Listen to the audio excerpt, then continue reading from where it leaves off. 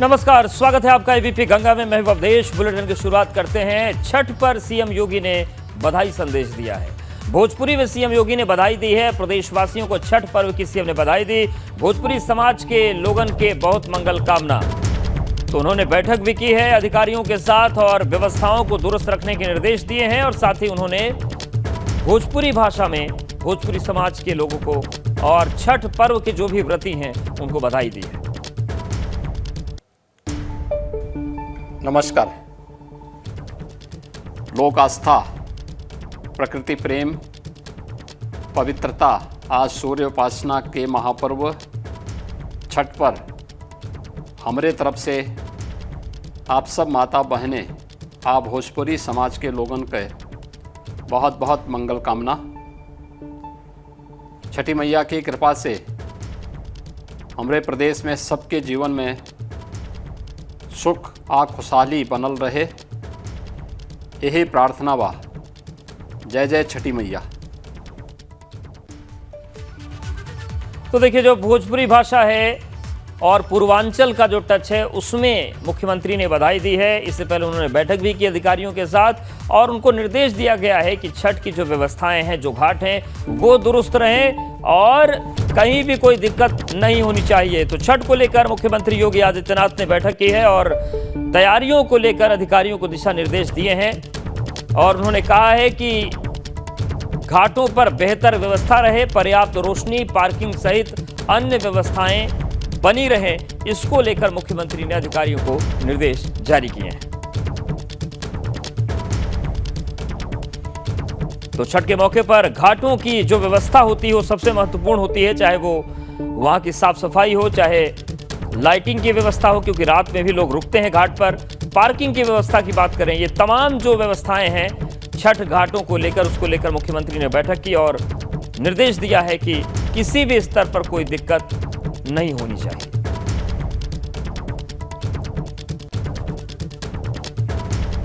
तो मुख्यमंत्री योगी आदित्यनाथ ने बैठक की अधिकारियों के साथ और छठ को लेकर जो व्यवस्थाएं हैं उसको लेकर बातचीत की। छठ घाटों को लेकर मुख्यमंत्री योगी आदित्यनाथ ने कहा कि चाहे वो साफ सफाई हो, चाहे बैरिकेडिंग की बात हो, लाइटिंग, पार्किंग, जितनी भी चीजें हैं वो बेहतर ढंग से व्यवस्थित की जाएं। अधिकारियों को इस संबंध में मुख्यमंत्री ने निर्देश दिया है। तो छठ को लेकर उन्होंने बधाई भी दी है और क्या क्या निर्देश दिए हैं। नदी में सुरक्षा हो, पर्याप्त रोशनी हो, पार्किंग, मोबाइल टॉयलेट की व्यवस्था करने के निर्देश उन्होंने दिए। पेयजल और जन सुविधा के तमाम व्यवस्थाओं को करने का भी आदेश दिया है और भीड़ भाड़ वाली जगहों पर आतिशबाजी न हो, ये भी प्रशासन सुनिश्चित करे, ये भी आदेश मुख्यमंत्री ने दिए। और बड़ी खबर गाजियाबाद से, अधिकारियों पर मेयर आशा शर्मा भड़क गई। दरअसल छठ घाट पर निरीक्षण करने पहुंची थी और छठ घाट पर पंप नहीं चलने से मेयर नाराज हो गई। तो ये तस्वीर जो आई है गाजियाबाद से आई है, जो कि मुख्यमंत्री अलर्ट हैं, तो ऐसे में सभी लोग अलर्ट हैं और मेयर आशा शर्मा छठ घाट का निरीक्षण करने पहुंची थी। आप देखिए, जो कुंड है ये बना हुआ है लेकिन पंप नहीं चल रहा था, पानी उसमें नहीं भरा था। इसी को लेकर मेयर आशा शर्मा भड़क गई और उन्होंने जमकर अधिकारियों को फटकारा।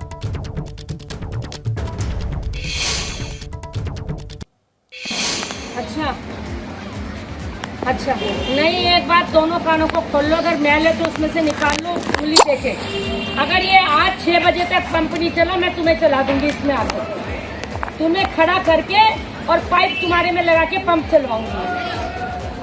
अरे छठ का प्रोग्राम है, आज इनका वो शुरू हो गया कार्यक्रम, कल और परसों 2 दिन का त्योहार है इनका। अच्छा नहीं, एक बात, दोनों कानों को खोल लो, अगर मैल है तो उसमें से निकाल लो, खुली देखे। अगर ये आज 6 बजे तक पंप नहीं चला, मैं तुम्हें चला दूंगी इसमें आकर, तुम्हें खड़ा करके और पाइप तुम्हारे में लगा के पंप चलवाऊंगी।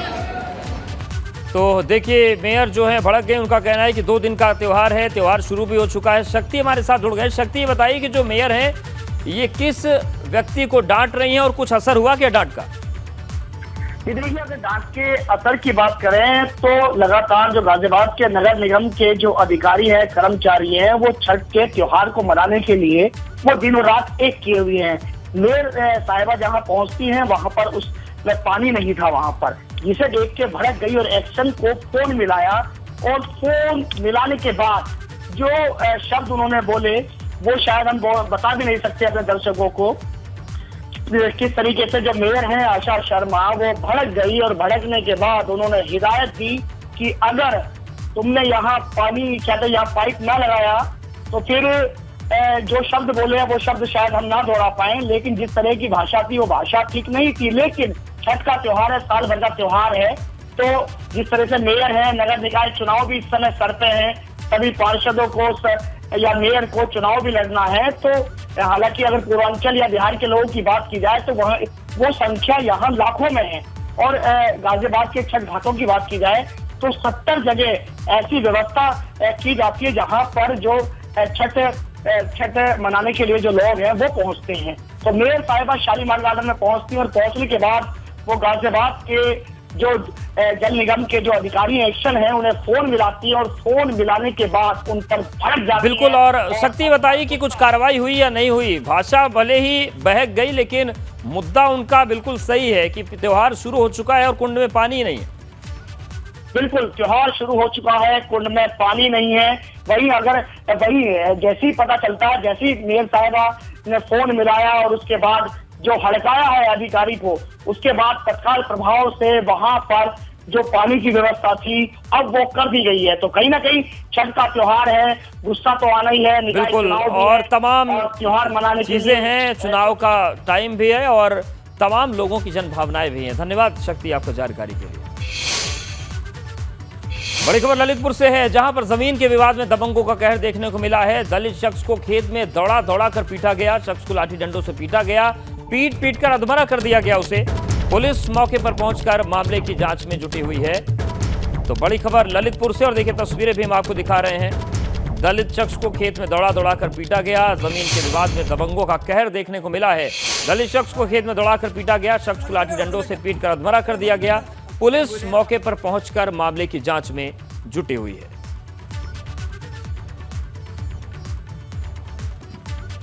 तो देखिए किस तरीके से बेरहमी से पिटाई हो रही है। जमीन विवाद का पूरा मामला था और इसमें लाठियां चलने लगी।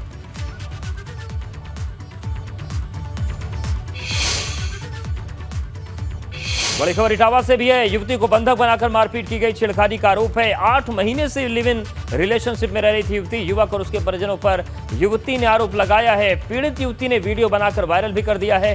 पुलिस ने बंधक बनी युवती को रिहा करा लिया है। तो ये इस वक्त की बड़ी खबर इटावा से है, जहां पर गंभीर आरोप लगे एक परिवार पर। युवती को बंधक बनाकर मारपीट और छेड़खानी का आरोप लगा है। 8 महीने से लिव इन रिलेशनशिप में रह रही थी युवती। युवक और उसके परिजनों पर युवती ने आरोप लगाया है। पीड़ित युवती ने वीडियो बनाकर वायरल किया है। पुलिस ने बंधक बनी युवती को रिहा करवा लिया है।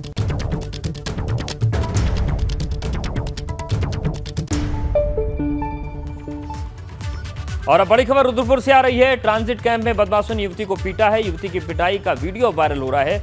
दीपावली पर पटाखों को लेकर विवाद हुआ था। पुलिस ने आरोपियों के खिलाफ केस दर्ज कर लिया है। तो दीपावली पर पटाखों को लेकर विवाद हुआ और देखिए किस तरीके से मारपीट वहां हो गई। ये सीसीटीवी तस्वीरें सामने आपके।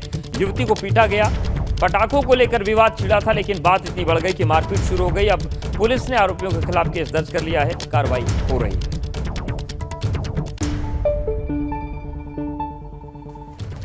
और बड़ी खबर रायबरेली से है। एम्स के सामने अतिक्रमण हटाया गया। सड़क किनारे अतिक्रमण पर कार्रवाई की गई है। सिटी मजिस्ट्रेट नगर पालिका के अधिकारी मौजूद रहे। तो यहां पर जिस तरीके से अतिक्रमण था उसके खिलाफ कार्रवाई हुई है।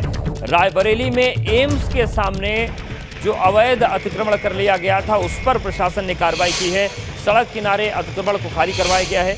सिटी मजिस्ट्रेट नगर पालिका के अधिकारी इस दौरान वहां पर मौजूद थे। तो देखिए रायबरेली की तस्वीर हम आपको दिखा रहे हैं। एम्स के सामने जिस तरीके से बड़ी मात्रा में अवैध अतिक्रमण हो गया था उसको खाली करवाया गया।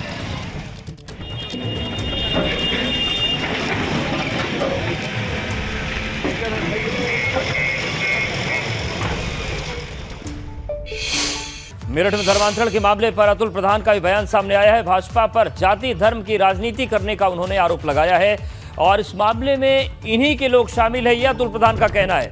अतुल प्रधान ने कहा कि हर बड़ी चीज को छोटा और छोटी चीज को ये लोग बड़ा बनाते हैं। 400 लोगों के धर्म परिवर्तन का आरोप लग रहा है। बड़ा मामला है। योगी सरकार है, लोगों का धर्म परिवर्तन हिंदुओं से ईसाई बना दिया गया। देखिए, मैं इस चीज़ में बहुत ज़्यादा ना जाकर मैं सिर्फ इतना कहना चाहता हूँ कि ये पूरी की पूरी सरकार ही जाति धर्म पर आधारित पूरी पॉलिटिक्स कर रही है। इनके अपने ही लोग इन चीज़ों में इन्वॉल्व रहते हैं।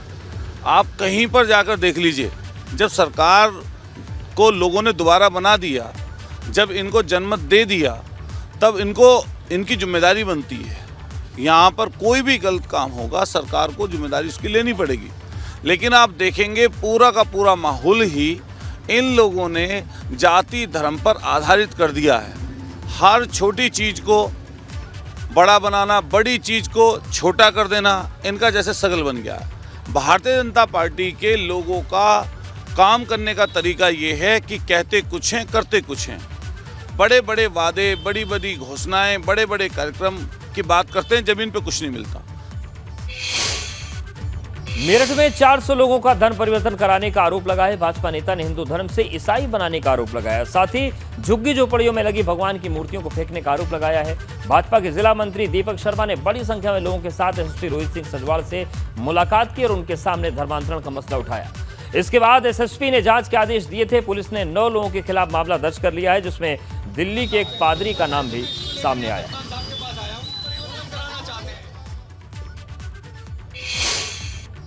मेरठ का ये वही मंगतपुरम इलाका है जहां पर 400 लोगों के धर्मांतरण के आरोप लग रहे हैं कि उनको हिंदुओं से ईसाई बना दिया गया है। आप ये देखिए किस तरीके की ये झुग्गी झोपड़ी का ये इलाका है। पूरी तरीके से यहाँ जो गरीब तबके के लोग हैं वो रहते हैं। आप ये देखिए कि गलियों के नाम पर यहाँ सिर्फ एक छोटा सा और संकरा सा जो रास्ता है वो यहाँ आपको नजर आ जाएगा, और कहीं ऐसा नहीं है। देखिए किस तरीके से, कितनी मजबूरी में, परेशानी में ये लोग रह रहे हैं। कोरोना काल में इन लोगों की मदद की गई, लेकिन उस मदद के पीछे एक सोची समझी साजिश थी इन लोगों को हिंदुओं से ईसाई बनाने की। वैसे फिर लॉकडाउन में आता रहा इनका राशन वासन दिल्ली से, वो राशन बढ़ता था। यहाँ सब कपड़े वपड़े भी बांटे जा रहे थे, सबको दिया जा रहा था। सब वहाँ जाते थे, सब कहते थे आओ मिल बांट के अपना पीरियड करो और ईसाई धर्म बनो।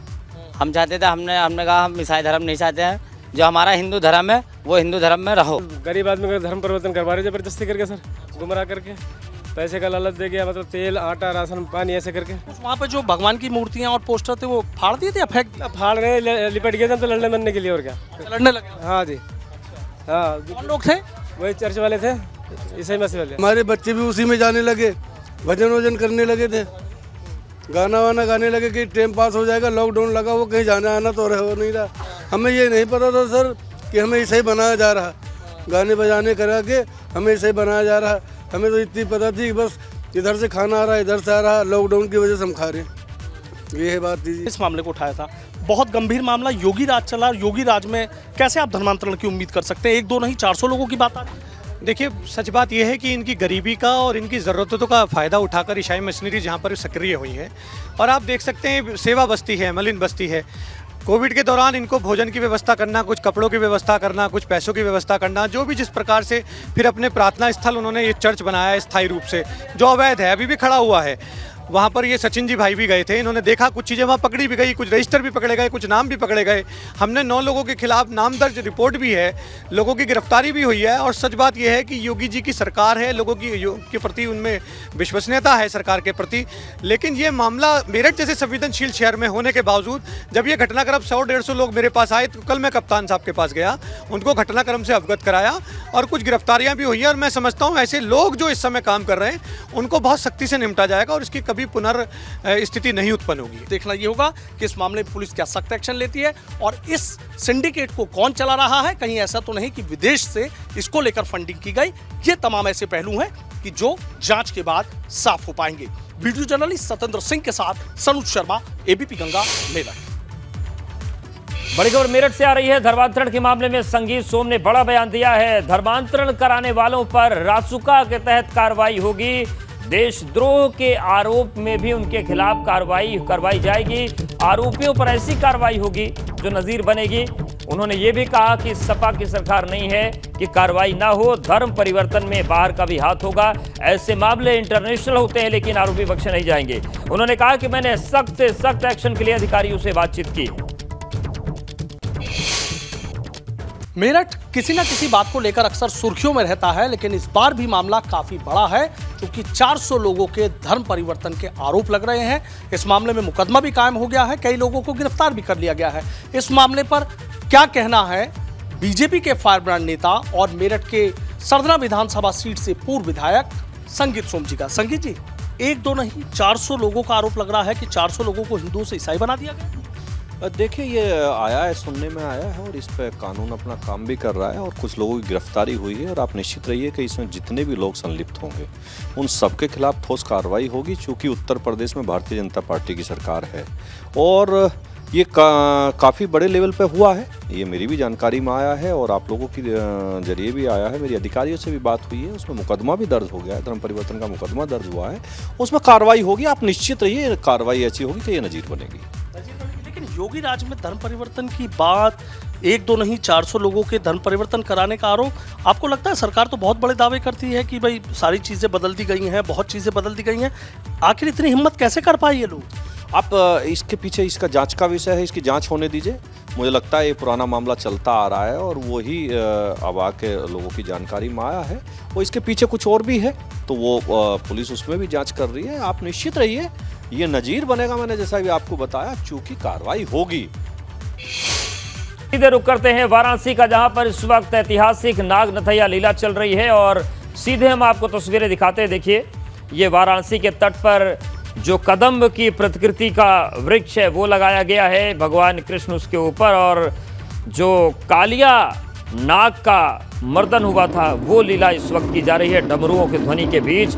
वाराणसी के तुलसी घाट से ये सीधे तस्वीरें हम आपको दिखा रहे हैं नाग नथैया लीला। इसकी भी व्यापक तौर पर तैयारियां होती है और ये देखिए कृष्ण जी ने वहाँ से छलांग लगाई और ये पूरी तस्वीर हम आपको दिखा रहे हैं। उन्हीं तस्वीरों को यहाँ जीवंत करने की कोशिश होती है जो नाग नथैया लीला कहलाती है। कालिया दह में कूदकर भगवान कृष्ण ने उसका वर्णन किया था और उसी लीला की ये जीवंत तस्वीरें हम आपको दिखा रहे हैं।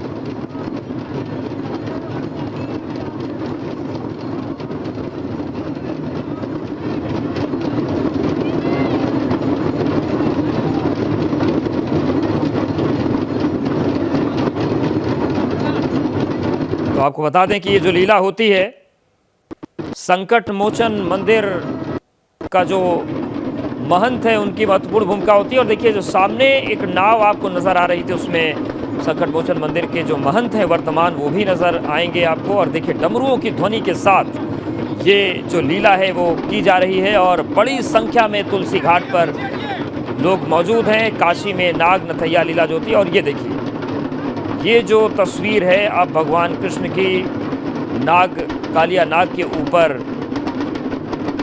जो नृत्य उन्होंने किया था वो लीला। और ये देखिए उनको माला पहनाकर उनका अभिवादन किया जा रहा है, स्वागत किया जा रहा है। और ये तस्वीरें हम आपको दिखा रहे हैं, सीधी तस्वीरें, लाइव तस्वीरें आपके सामने वाराणसी के तुलसी घाट से हैं। सैकड़ों साल पुरानी ये परंपरा चली आ रही है। हालांकि ये जो घटनाक्रम था अध्यात्म का हुआ था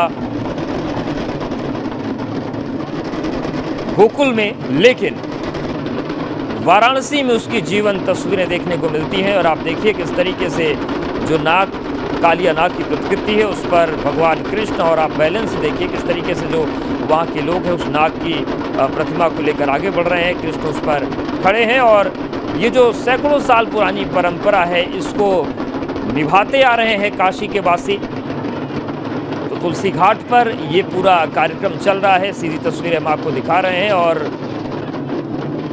ये आस्था, परंपरा और आध्यात्म की जो जीवंत तस्वीरें हैं वो इस वक्त आपको देखने को मिल रही हैं।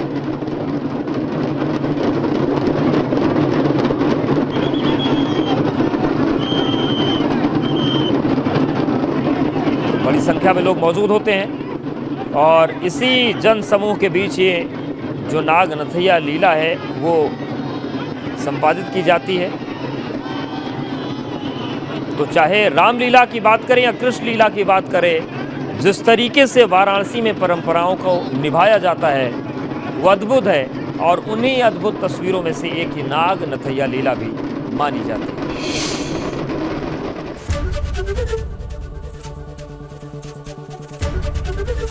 एबीपी गंगा, खबर आपकी, जुबान आपकी।